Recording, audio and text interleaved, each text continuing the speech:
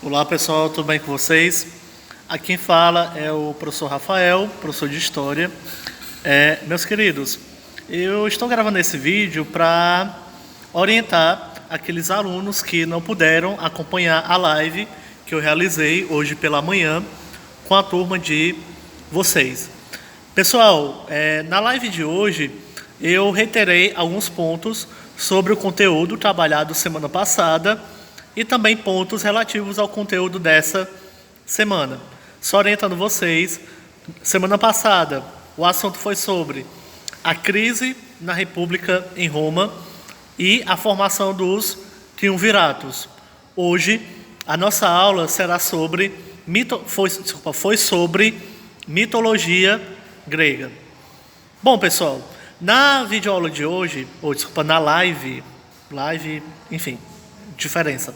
Bom, na live que eu realizei hoje, quando eu falei sobre a crise da República em Roma, eu reiterei a questão dos pontos que levaram a essa crise do sistema republicano.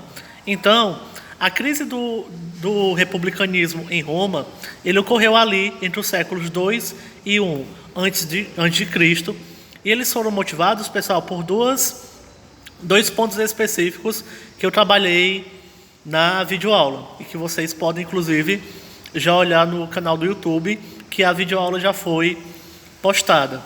Bom, então, o primeiro ponto, pessoal, foi a crise provocada pela expansão territorial em Roma. Com a expansão, pessoal, dos domínios territoriais em Roma, consequentemente, houve uma disputa entre os grandes proprietários e os pequenos proprietários, porque os grandes proprietários passaram a se apropriar de diversas porções territoriais que já tinham donos. Então esses grandes proprietários tomavam essas terras e, consequentemente, os pequenos proprietários acabavam ficando sem terra. Então, o que ocorreu?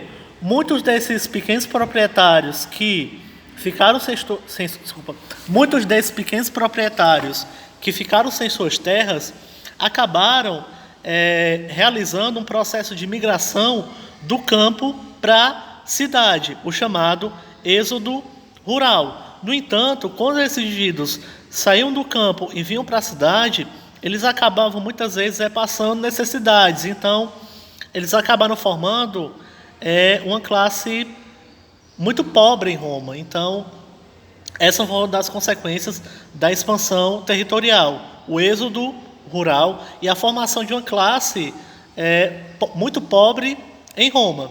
Bom, o outro ponto, pessoal, que eu reiterei foi a questão da crise política ali na República. Essa crise política, pessoal, ela foi provocada principalmente por disputas internas bastante intensas. Essas disputas internas, elas podem ser evidenciadas através das tentativas de golpe organizadas pelos generais. Também houveram as rebeliões dos escravos. E também, pessoal, ficou cada vez mais nítido que o Senado ele não tinha mais o controle da gestão administrativa em Roma. Então, havia uma inoperância administrativa do Senado. Então, foi encontrada uma solução para tentar controlar essa crise político, administrativa e social em Roma. Qual foi a solução? A formação dos chamados triunviratos. O que eram os triunviratos? Triunviratos era um órgão administrativo composto por 3 cônsules, e cada um desses cônsules, pessoal, era responsável por uma área específica do setor administrativo em Roma. O primeiro triunvirato, pessoal, em Roma, ele foi composto por Crasso, Júlio César e Pompeu. No entanto, pessoal, o Crasso ele morreu logo lá no início do primeiro triunvirato e sobraram apenas Júlio César e Pompeu. A partir do momento em que apenas Júlio César e Pompeu passaram a compor o triunvirato, os dois entraram numa disputa pelo controle do poder político em Roma. O Pompeu, ele... O Pompeu, pessoal, ele passou a articular com o Senado uma tentativa de golpe para retirar o Júlio César do comando do poder político. E ele se aproveitou de um momento específico quando o Júlio César ele viajou para uma região conhecida como Gália. Então, nesse inteirinho de tempo, o Pompeu ele se alinha com o Senado e tenta dar esse golpe no Júlio César. No entanto, pessoal, quando o Júlio César ele descobre que o Pompeu ele está articulando um golpe contra ele retorna a Roma e declara uma guerra civil contra o Pompeu. Então, a partir desse momento, tem um entrave bélico entre Júlio César e Pompeu pelo controle do poder político em Roma. Bom, pessoal, e a maior parte das lutas dessa guerra civil, elas não ocorreram ali na região da Península Itálica. A maior parte das batalhas, os entraves, eles ocorreram na Grécia. Porque quando o Júlio César ele chega em Roma, o Pompeu ele acabou fugindo do Júlio César. E o Júlio César acabou indo atrás dele. Então, houveram diversos entraves bélicos ali na Grécia. Mais precisamente na Península dos Balcãs. Bom, então, nessa batalha, quem acabou saindo vitorioso foi o Júlio César. Então, Júlio César, ele retorna a Roma, ele acaba sendo exaltado pelo povo e ele assume o poder. O governo do Júlio César, pessoal, foi marcado pela tirania, ou seja, era um governo marcado por um autoritarismo excessivo. Tanto que o Júlio César, assim que ele ascende ao poder, a primeira medida que ele toma é tentar atrair para si o título de ditador. Eu falei para vocês nas aulas anteriores que essa magistratura, o título de ditador, ela só era concedida aos indivíduos em momentos de crise. E ele era concedido apenas durante 6 meses. No entanto, o Júlio César ele queria ser o ditador de Roma durante 12 meses, ou seja, 1 ano. Então, o Senado ele passou a analisar esse pedido do Júlio César, e o Júlio César, impaciente com essa análise do Senado, ele mesmo toma as rédeas da situação e acabou dando para si mesmo o título de ditador vitalício em Roma. Bom, pessoal, durante o governo do Júlio César, marcado aí pela tirania, pelo autoritarismo excessivo, foi articulado dentro do Senado um golpe para retirar o Júlio César do poder, mais precisamente articulado entre os senadores Cássius e Brutus. Cássius e Brutus articularam um golpe que culminou com a morte do Júlio César. Então, o Júlio César ele saiu do poder em Roma assim que ele foi assassinado. No entanto, pessoal, esse assassinato do Júlio César ele não passou em branco. Os apoiadores do Júlio César foram atrás dos assassinos, mataram eles, enfim. Logo após os apoiadores do Júlio César terem matado os mandantes do assassinato dele, ex-apoiadores, eles assumiram o controle do Senado e, consequentemente, o controle do poder político em Roma. Tanto, pessoal, que o segundo triunvirato ele é composto apenas por indivíduos que tinham alguma ligação direta com o Júlio César. Então, vejam bem, tem essa manutenção do Júlio César, essa manutenção das ideias do Júlio César dentro do poder político em Roma, a partir dos seus apoiadores. E o segundo triunvirato, pessoal, ele foi composto por Lépido, Marco Antônio e Caio Otávio. Logo no início, pessoal, o Lépido ele foi afastado do segundo triunvirato devido à inexperiência dele ali na política.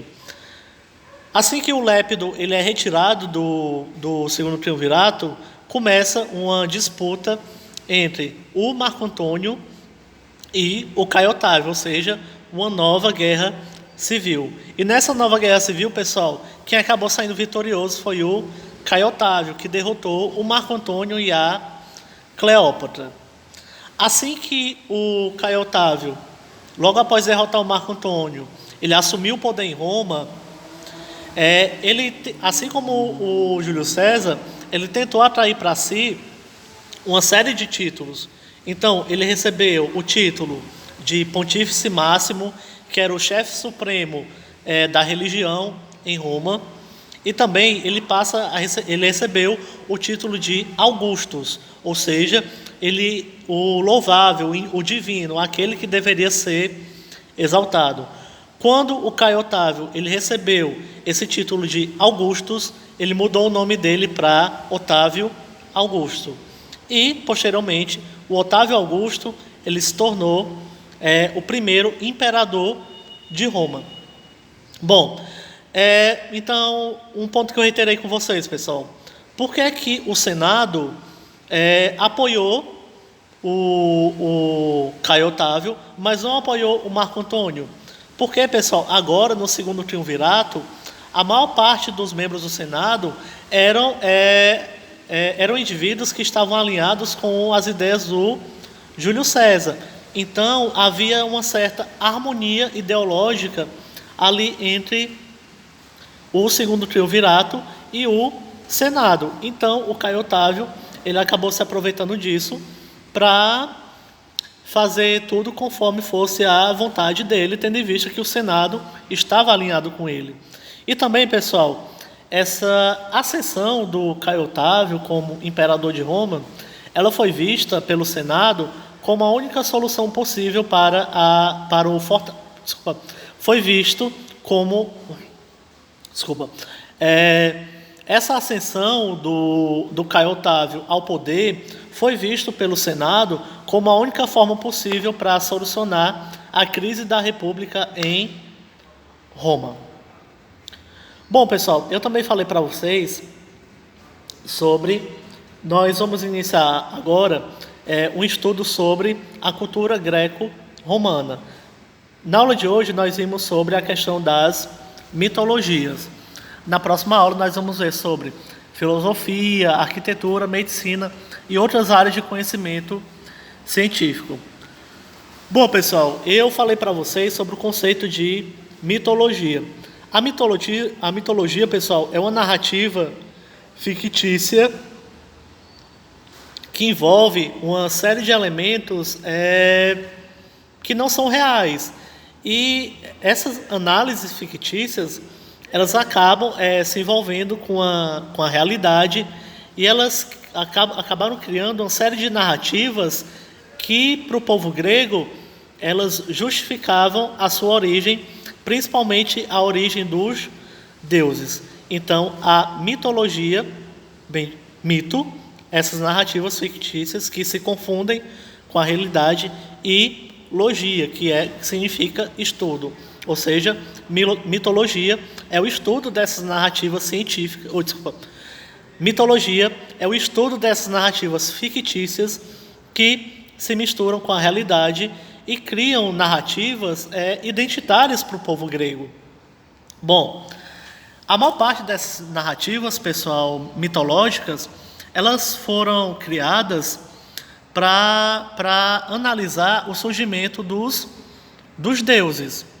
Bom, e a maior parte da mitologia grega, a maior parte da mitologia grega, ela está em um livro ela está em um poema de um poeta grego chamado Hesíodo. Esse poema se chama Teogonia.